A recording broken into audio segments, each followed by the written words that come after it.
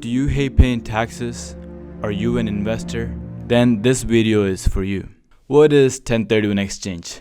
1031 exchange is the way to defer paying capital gains taxes when you swap one investment property for another investment property. Notice I said investment property because those are the only ones that qualify for a 1031 exchange. You can't do a 1031 exchange with your primary residence unless you convert it into an investment property for a certain period of time.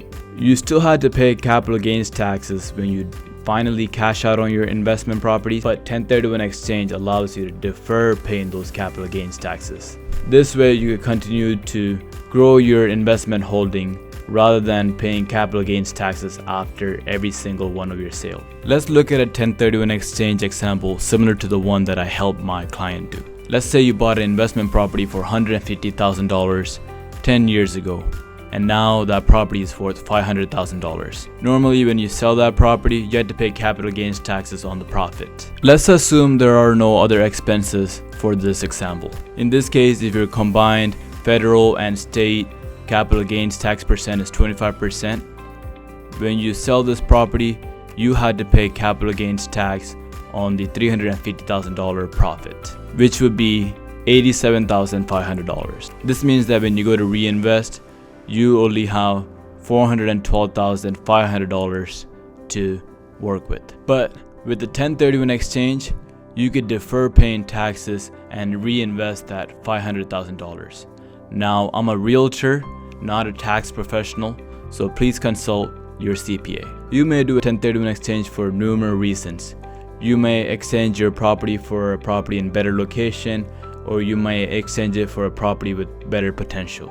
Now, how do you do a 1031 exchange? Once you sell your investment property, you have 45 days from the close of that escrow to identify up to 3 investment properties that you intend to purchase as the replacement property. Once you have identified those replacement properties, those are the only properties you could close on to get the tax deferment benefit of 1031. Now, from experience, that 45 days passes so fast, so I would recommend looking to identify that 3 investment property before you even close on your original investment property. You have 180 days from the close of your original property to close on those investment properties that you have identified. It's also very important that the cash from the sale of your original investment property doesn't touch your hand or any of your accounts. It must be held with a qualified third party after you close escrow and while you're identifying your replacement property, and the funds must be sent directly to the escrow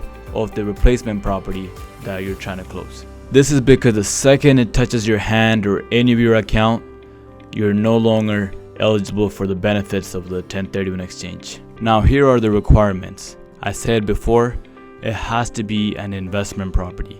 You cannot do a 1031 exchange with your primary residence. It has to be exchanged into a like-kind investment property. This means you can't sell your real estate investment property and buy stocks with that money and get the 1031 exchange tax benefits. The same entity that sold the real estate investment property has to buy the real estate investment property. For example, if Like and Subscribe LLC sold the property, Like and Subscribe LLC has to buy the property. The replacement property has to be equal or greater value for you to fully defer capital gains taxes. For lower price home, you will be required to pay capital gains taxes on whatever funds that you didn't use from the sale of the property.